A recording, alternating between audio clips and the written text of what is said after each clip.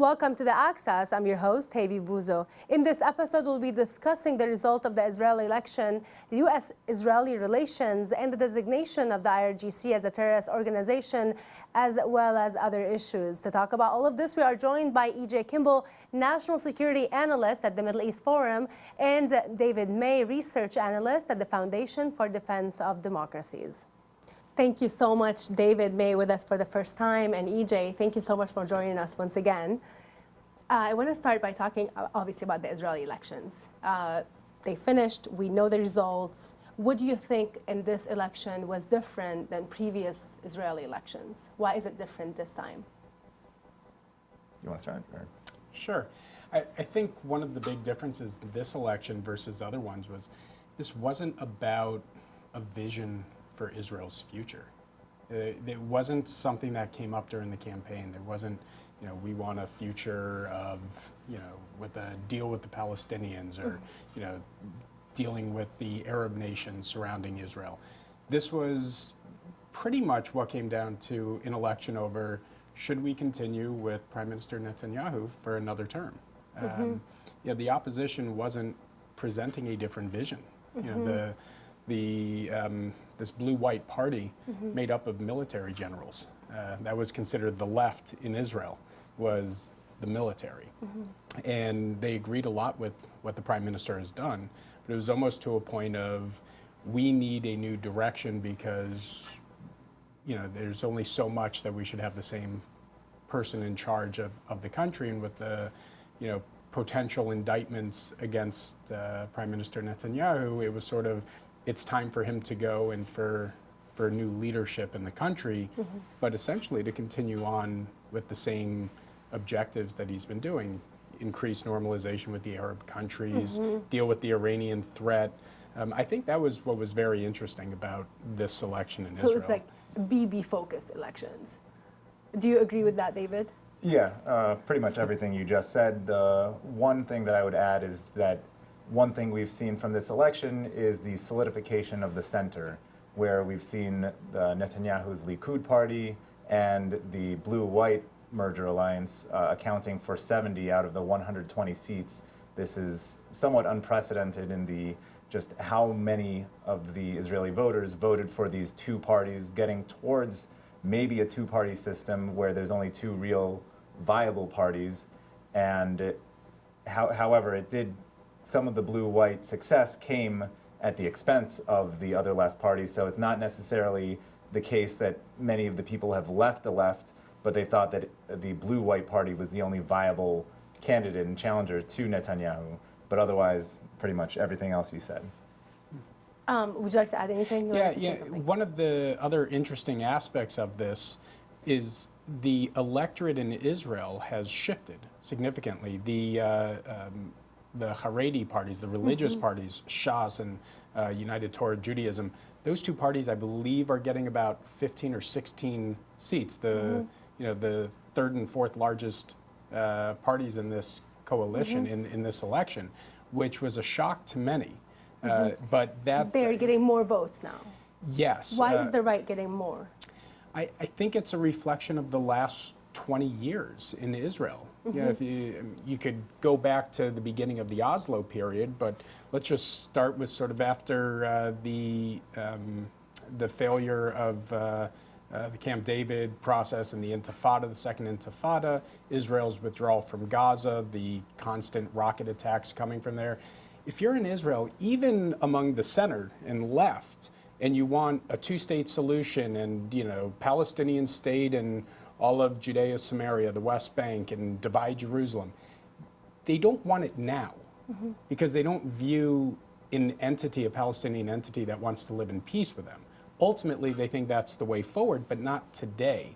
And so that sort of mindset is a big shift, especially in the United States, from sort of the left in the United States views things a lot more to the left. To the left, and the left in Israel is a little bit more to the center. From the U.S. perspective. Yes. Do you agree with that, David? I mean, why do you think that the right is becoming more, basically, the stronger coalition in general? I mean, that has been a fact, but we see it more evidently in this specific elections. Yeah, exactly. So as you were saying, the Intifada really, starting in 2000, going through 2005, it took away all the optimism that was in the 90s from the peace camp, and all the different overtures that Israel has made that have failed have just reinforced, and then also particularly after 2005 with the disengagement from Gaza, pulling Israeli troops and citizens out of that territory, and it only being met with rockets and to this point, three large-scale wars or conflagrations. So the Israeli left has just been decimated by this vision of peace that has not come to fruition. The one thing I would add, though, when we're talking about the 16 seats that are going between Shas, which is the party for the Mizrahi, or the Oriental Jews coming from Arab lands, and also the other 8 coming from United Torah Judaism, the more Ashkenazi party. They don't operate in this right-left space. They have their own narrow issues. They care about education. They care about having control over life cycle events in Israel. And What does that mean, life cycle events? So, thank you, sorry. So life cycle events, meaning that they control who, among the Jewish population, when you can get married. It has to be done through the rabbinate if it's a Jewish wedding. And every wedding has to be done according to the Orthodox law. That standard. At the very least, it has to have a rabbi, an official rabbi there. It controls births and it controls funerals. So that's where they see their power. But in addition, they want money for their institutions, for their schools, and it has the value of not having to compromise from the Likud's perspective. They don't have to compromise on their vision for Israel. They just have to compromise on certain monetary or other concessions that don't have to, they don't have the same pain that an ideological compromise would have. So they care about these specific issues that if the government works with them on these issues, they're more flexible to other foreign policy issues. They just simply don't care. And then one thing to add is that they have a strong aversion to the blue-white party, because Lapid, one of the leaders of that party, has come out strong against some of their demands. Particularly, they have a demand that they don't serve in the military because they view their text study and their religious study as their form of national service, and so they feel that they don't have to participate in that way. And that was actually, and I'm going to go a little bit deeper, because Netanyahu was always threatening, people not threatening, but saying basically, like, if you vote for Gantz, you're going to get Lapid. Why is Lapid so unpopular? Why is he basically the person, like the boogeyman of that Netanyahu used in his campaign? As we were just saying, especially from the Haredi party perspective, he has that taint that he wants them to serve in the army. That he wants them to serve, and he has come out forcefully in favor of legislation and other things that would force them to take that role. So it's just, for them, they're a one party, they're a one issue party, and for them it's a deal breaker. Do you agree with that assessment? And is that something that's still in discussion? I mean, aren't everybody, is the religious groups still do not serve in the army? Well, so there's exceptions made, and this goes back to sort of the founding of the state, which is that... And until today, because I heard that changed. Well, there's been laws proposed, there's been some changes. It's an issue that when it comes up, it's very controversial and threatens essentially the downfall of a coalition government if these parties are in it. Yeah. So it's something that's constantly at play here, and I'm sure we'll get more into this in our discussion, but the coalition that the Prime Minister is going to form, which will have both of these parties included in it, will make it impossible for any law that tries to require more, maybe additional service, among that population, maybe less exemptions to what they currently have, will make anything like that impossible with this coalition government, because if they push forward with it, even though you could get the blue-white party to support it and you can get others to do it without their votes, they can leave the government and force a the coalition to collapse if you collapse. touch these very important issues Yeah. to them. Yeah, that's a challenge with that sort of a system. Yes, and we're going to talk a little bit more about the coalition that's now in process, in the making. What about the Blue and White Party? Also, this party got many votes, and now, as you were mentioning, that there's this type of two strong parties that we're seeing today in Israel, even though the Blue and White Party, that's a coalition in its own, that could also be broken up, maybe. I mean, this is just, do you think this is what we're seeing? I mean, is there a big divide in the Israeli public, or actually we're seeing that there is more of a center-right now, basically reflecting how the people in Israel feel nowadays about what they want to see for their future? Well, I think David made an interesting point earlier about, this Likud and blue-white and this sort of centrist, coalition.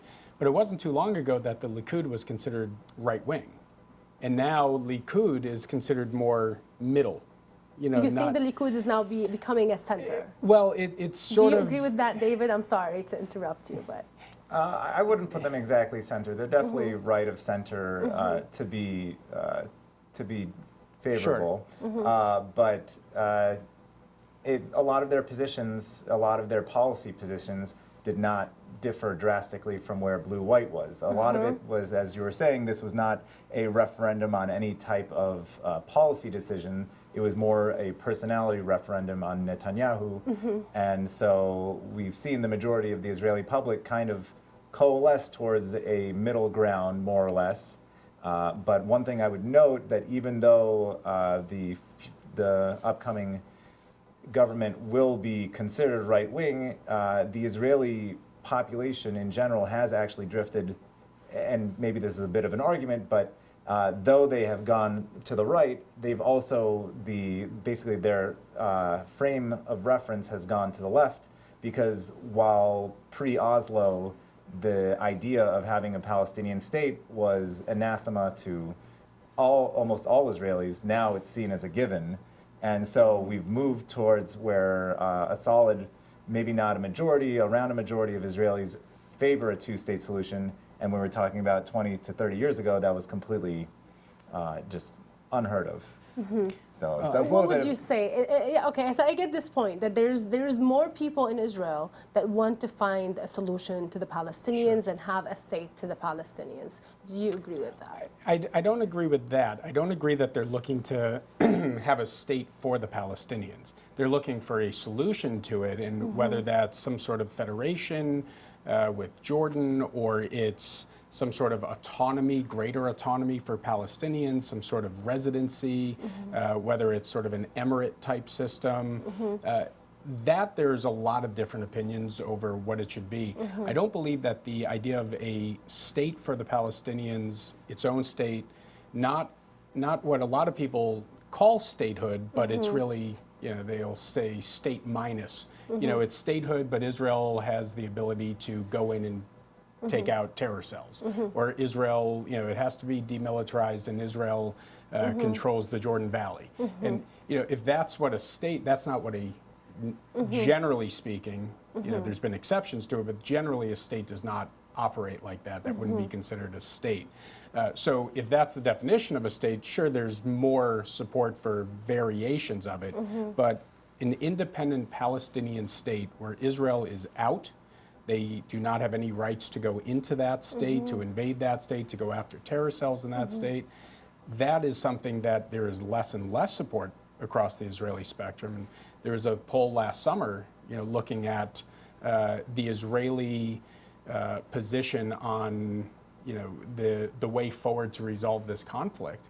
And overwhelmingly, they say there should be no Palestinian, there should be no negotiations till the Palestinians first accept the right of the Jewish state to exist, essentially ending their war.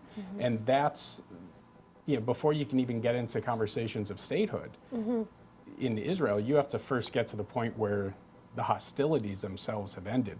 I think that's the biggest change that's happened, not so much over the last 30 years, because the Oslo period brought this hope of a peace and a Palestinian state, but over the past 10 to 15 years, we've seen that shift, which is maybe down the road in the future, after all of these things happen, when they're actually living in peace with Israel, when the Palestinians live in peace and accept Israel and stop the incitement, stop the fighting, then maybe there could be a state. What do you think of this view on the solution, of how the solution should come about? A recognition by the Palestinians, and then there will be negotiations. I think one point that I think you alluded to earlier is this was not even on the ballot. This wasn't an issue during the elections. Nobody cared. The idea of lobbying or running for an election on a two-state solution or on solving the problem just wasn't an issue for the electorate. Why do you think that, though? Isn't that a very major change? Is it because Netanyahu was doing a lot of outreach in the Arab world and succeeding on many ways and finding new friends, possibly, in the region? Yeah, that definitely has a big part to do with it. The Israeli siege mentality that it's lived with since its founding in 1948 is dissipating at least a little bit as you see the outreaches by Netanyahu to the Gulf Arab states, to Muslim African leaders, and to Asia, to Latin America. So Israel has less of a sense that this war is all-encompassing and that the conflict defines it. No longer does the conflict define Israel, and so it has a lot of other values, other priorities that are more important to it. So the idea that we must solve the conflict, it just wasn't, while security is still the #1 issue, the idea of solving the conflict did not resonate as much.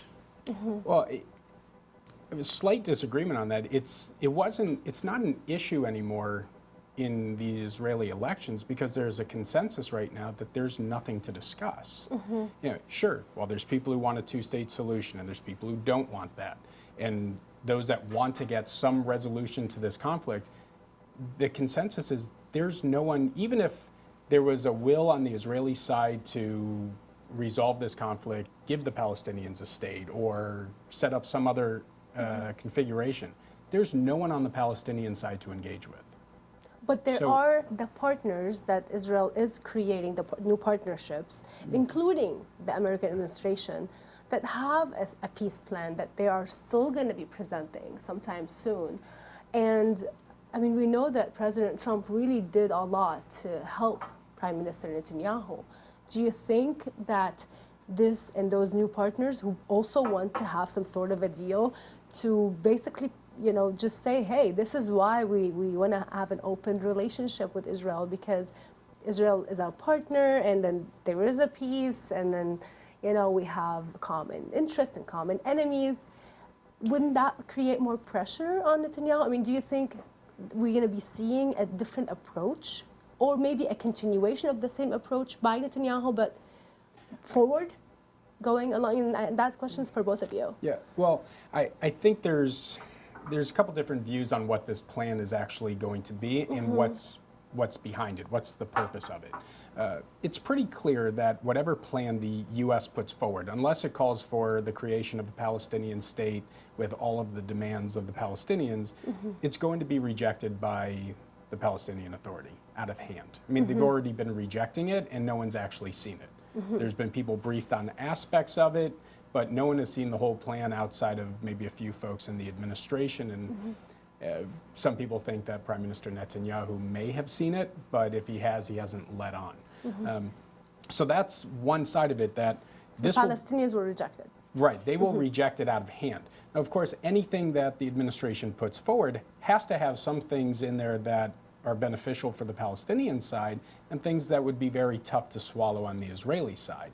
But if there's, for example, on the Israeli side, if there's calls for dividing Jerusalem, that's a red line for many within what will be this governing coalition. And if the Prime Minister were to engage on this and say, okay, I'm willing to discuss this, even though there's no way it's going to resolve anything in the short term, that could cause the government to collapse, which would be, a catastrophe, I think, in Israel to have had an election and then immediately have to go to new elections again. I think the bigger picture here is, can the administration put forward a plan that, while the Palestinian Authority will probably reject it out of hand, has enough in there for Arab countries to turn around and say, look, Palestinian Authority, they're not interested in resolving this conflict. Sure, it's not perfect, but you should be engaging on this.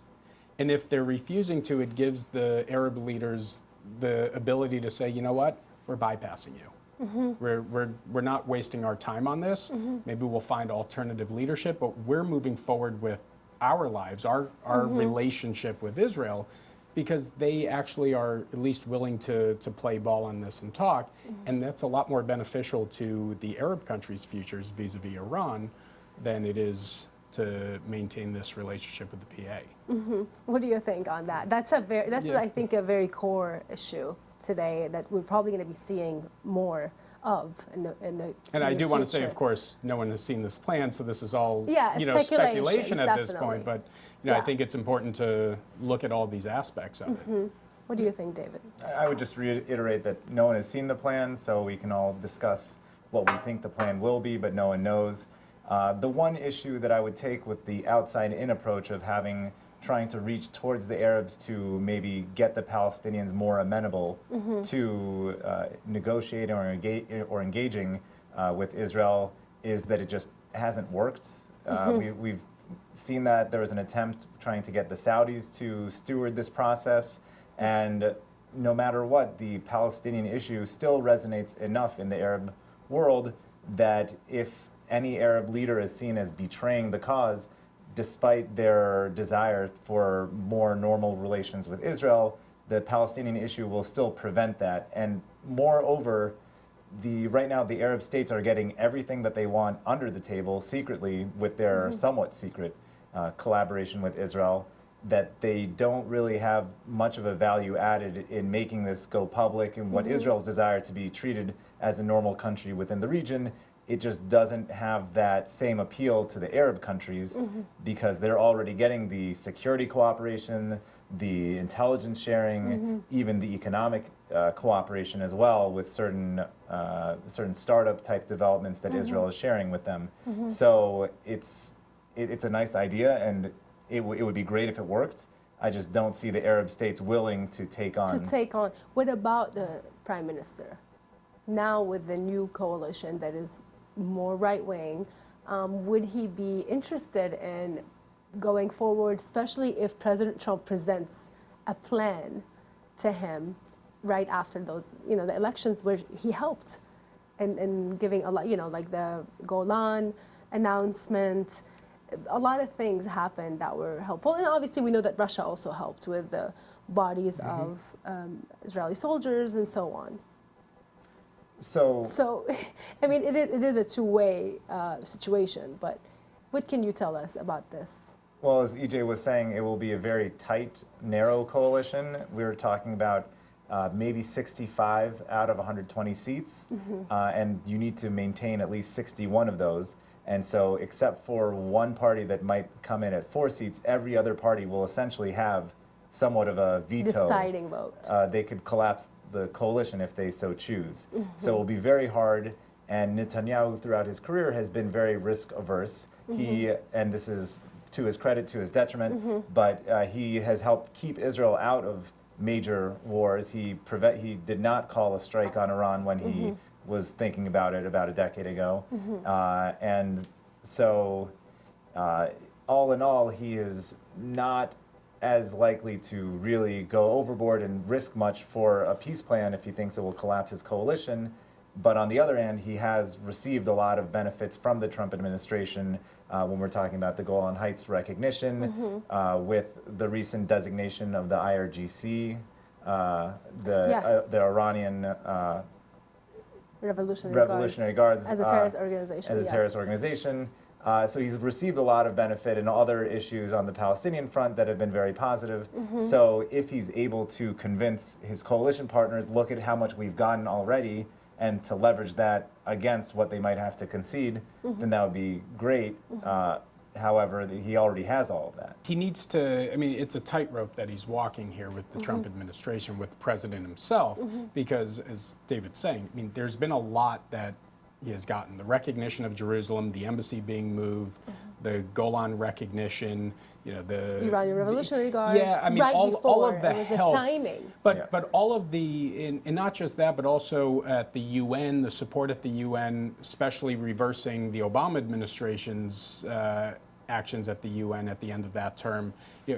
There's so much positive that Israel has gotten already that the question is, I think for the prime ministers, what else is it that you want or that you need for Israel? And if there is something that can be tangibly beneficial, perhaps he can keep a coalition together that, because they'll be able to get something while engaging in a peace process, which unlikely will get off the ground, but he could accept some of these terms for discussion, even though they may go right up to or cross some of these red lines, as long as he's got the coalition on board because of some other issues things that they're going to get. They're going to get, exactly. Right, because even though you could point to Jerusalem and the Golan and all these things they've already gotten, as David said. They already got it, they have you're saying. They haven't, there's nothing else. Exactly, well, they've already got it. Yeah, if you say, well, look at what we've gotten, let's just play along here, Israeli politics doesn't work that way. But one thing I would push back, though, is that if Netanyahu, he's known as the magician of Israeli politics, since he magically achieved all of his objectives in this election, he can very well go to the other parties and say, look, everything that we got was because of me. And he can tout his strong ties with the Trump administration and try to leverage that to say, I don't think someone else would have gotten those same concessions. And if we have to make concessions to the Palestinians or things that are a little bit tougher to swallow, look at what we already have. And he could try to play on his history and his successes. So he has credibility with the right enough that he might be able to leverage certain things. Well, I think you can leverage the discussion, but that's different than saying we will make a deal with the Palestinians that divide Jerusalem.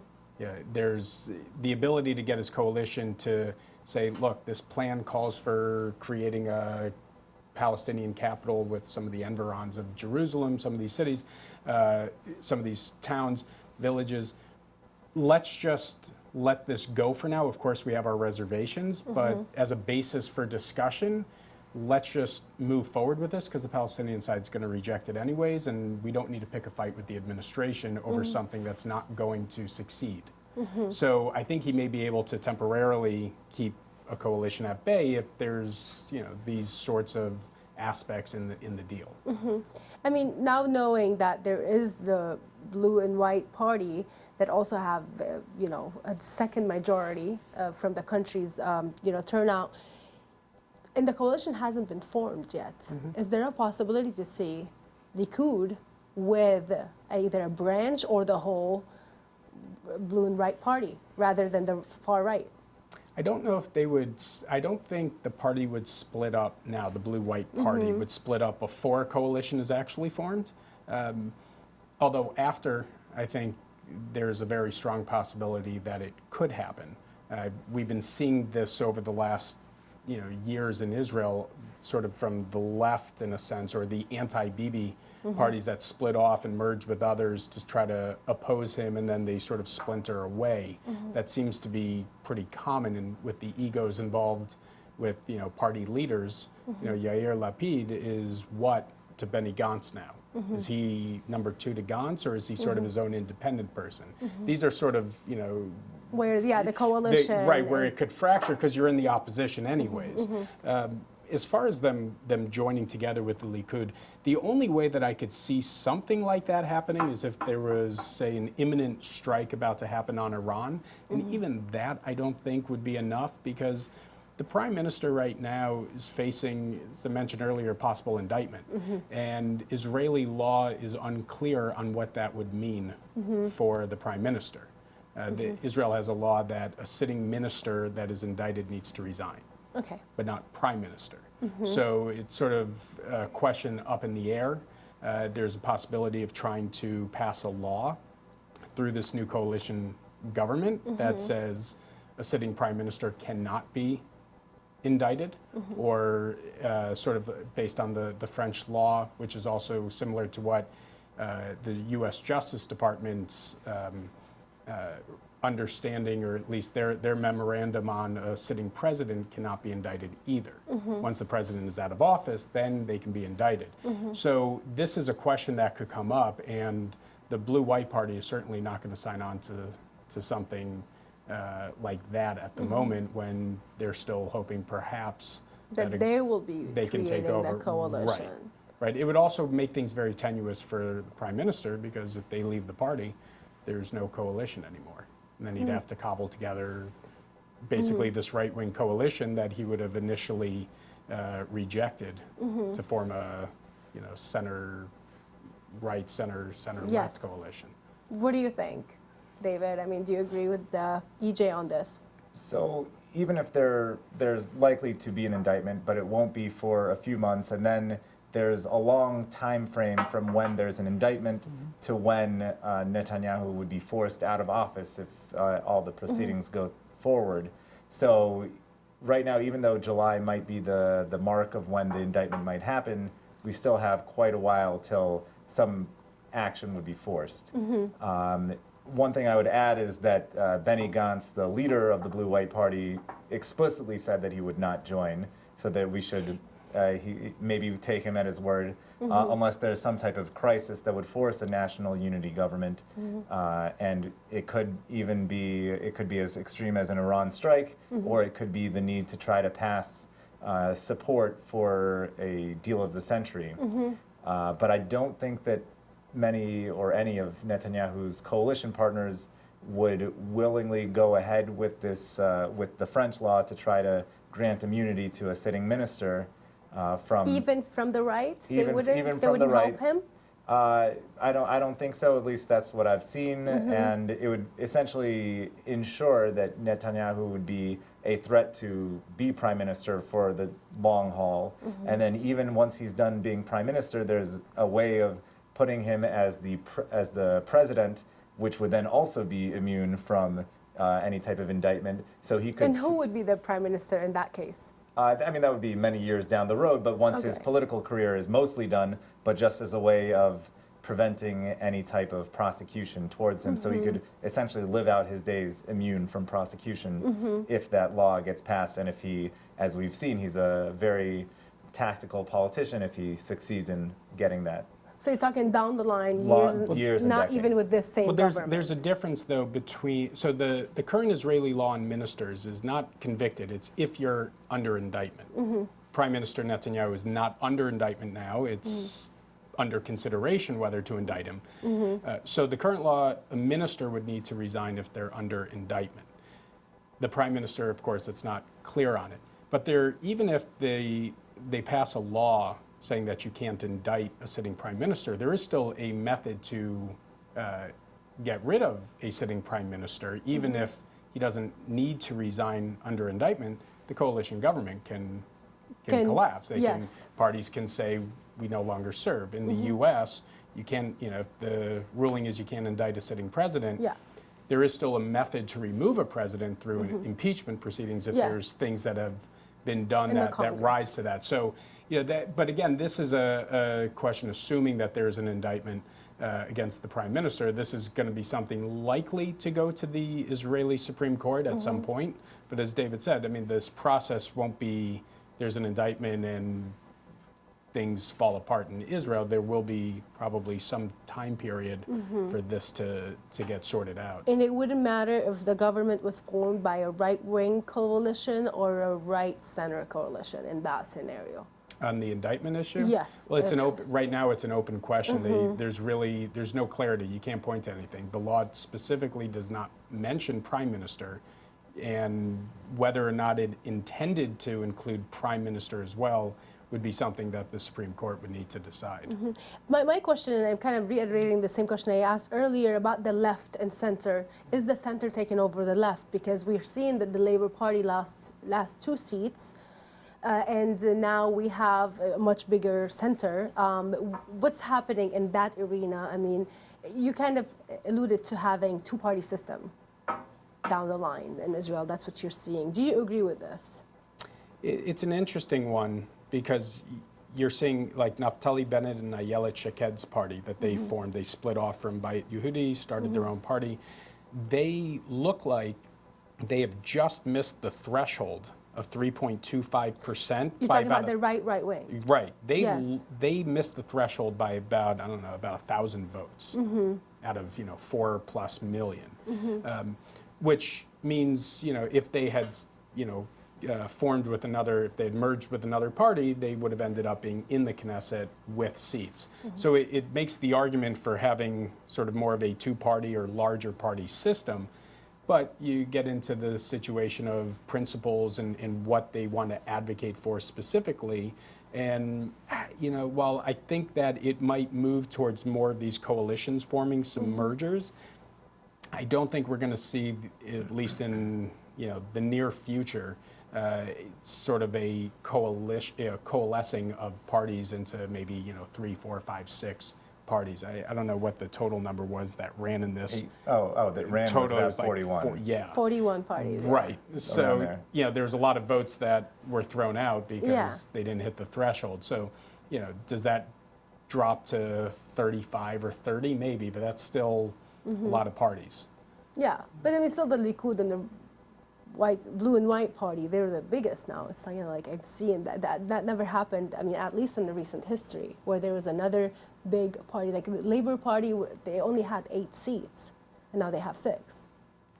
Yeah, so I think that the Labour Party mismanaged their campaign, so that's part of it. But the major part is that a lot of potential Labour voters saw blue-white as their only option of seriously challenging Netanyahu, and they might return to the Labour Party in a future election, depending on the scenario, if it's a close outcome or not. Yeah.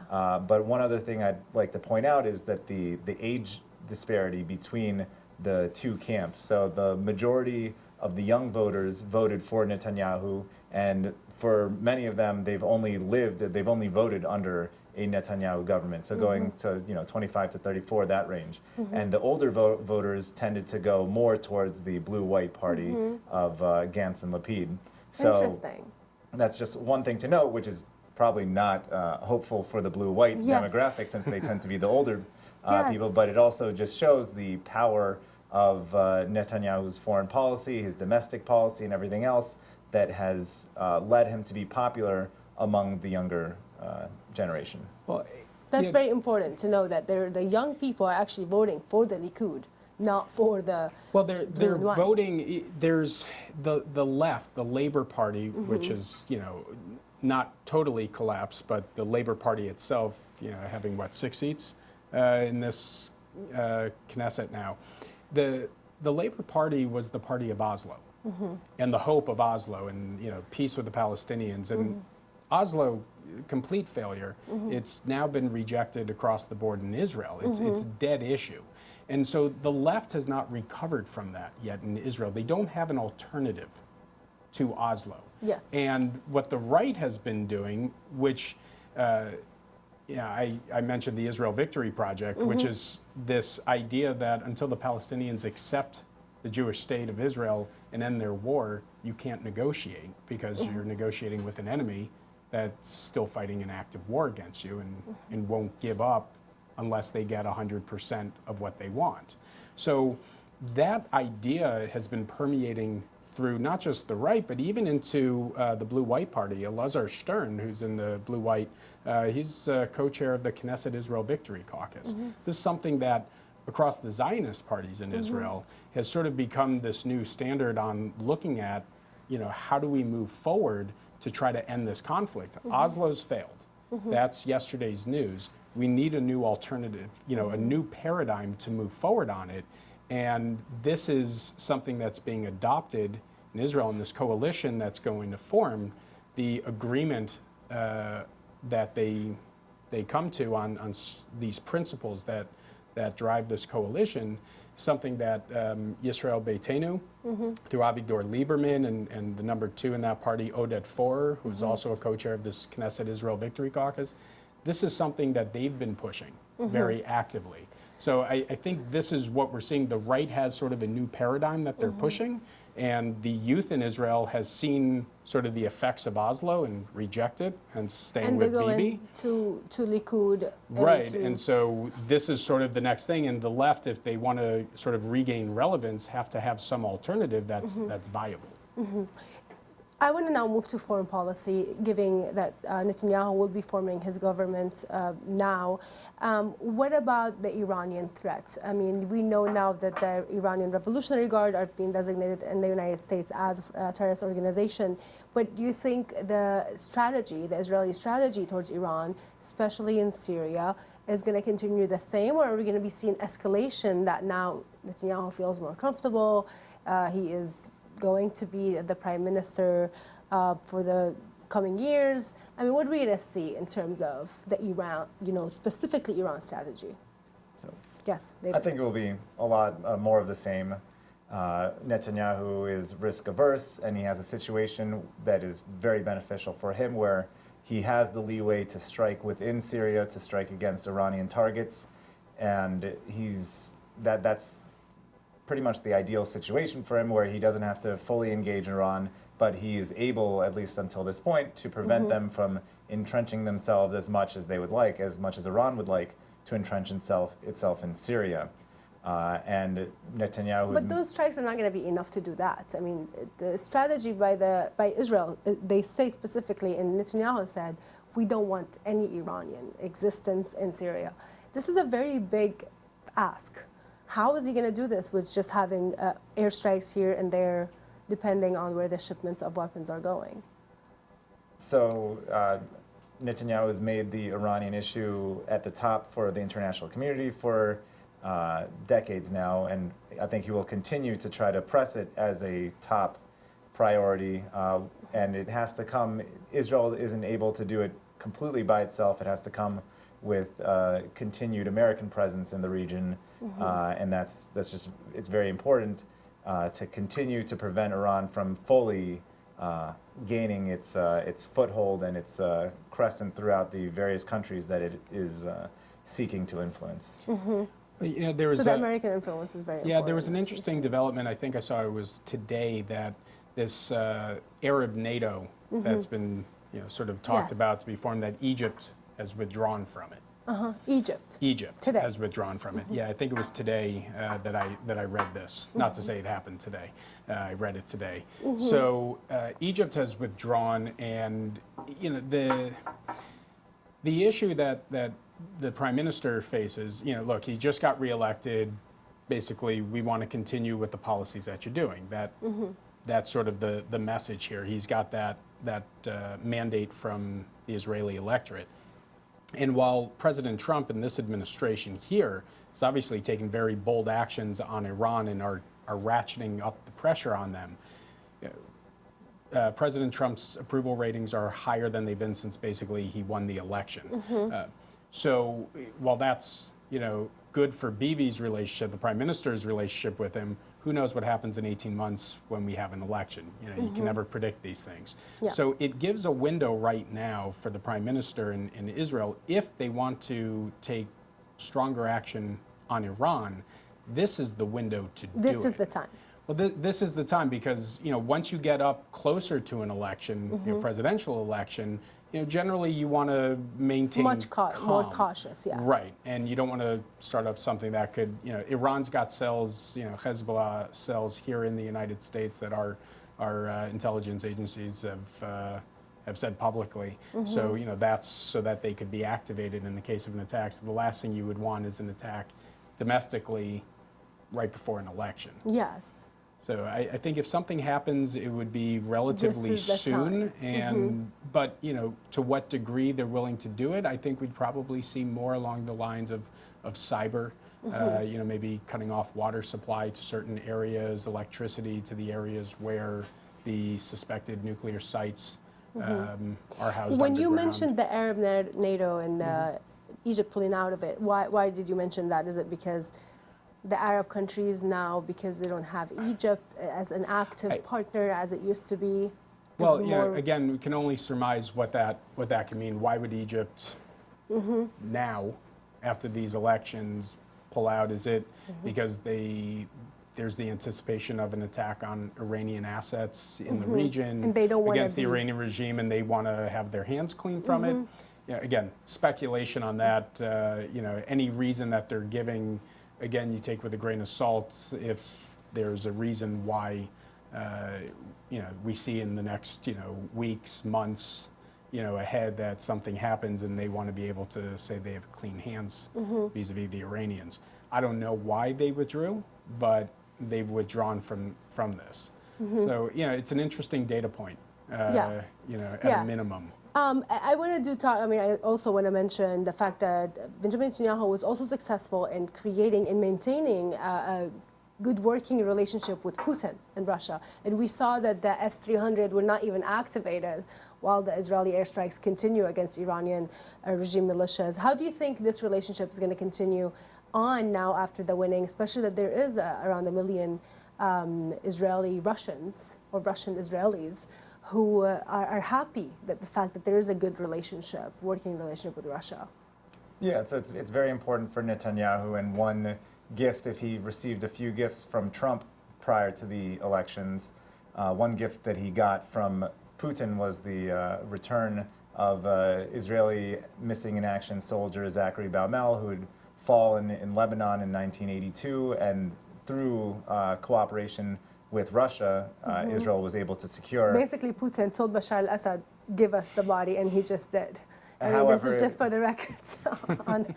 Yes. And so that those close relations with Russia, especially right before an election in Israel, it showed the value of that of maintaining those ties with Russia as well, and the fact that Bibi has been able to maintain close ties with two of the prominent world leaders in Trump and Putin has just shown the effectiveness of his brand. And from the Israeli election perspective, the fear was if you had to replace him and start anew, that a lot of those connections, a lot of those personal relationships would have been lost. And anytime you start something new, there's a danger of you will lose some of your effectiveness. Exactly. What about Europe? Because Europe has been a very openly critical entity of Israel in general. I mean, the relationship hasn't been its best. But how do you see it now, given the new relationship between Israel and the Arab world? Talking about obviously having Prime Minister Netanyahu being elected again. Well, the European Union is certainly a lot more anti-Israel than a lot of the individual European countries. I mean, the Prime Minister is in the Eastern European countries. They have become a lot, stronger in support of Israel. When you look at the Western European countries, I wouldn't say necessarily there's a lot more pro-Israel activity, but there's a lot more anti-Palestinian might be the wrong word, but there's recognition of the bad behavior from the Palestinian side from some of these countries, cutting off funding to school textbooks because of the continued incitement in these Palestinian education system from things that were supposed to have been fixed with their money. So Israel has been able to start working from that angle, not to say love us, just to say the people that you're supporting that you think are the downtrodden, look at what they are doing with your money, and they're starting to have this, response, sort of a rejection from some of these European countries on the individual level. It's a very fascinating situation, as you mentioned, the increased relationship with the Arab world. When President Trump announced the recognition of Jerusalem and moved the embassy and the recognition of the Golan Heights, the opposition primarily is coming from Europe, not from the Arab countries.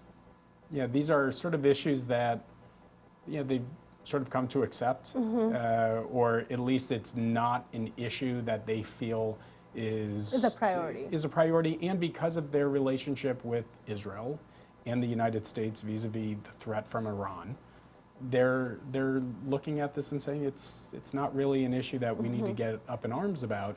Meanwhile, Europe are the ones who are the most critical. I think we're going to end it here. I mean, this discussion can go on, but thank you so much both for joining us in this.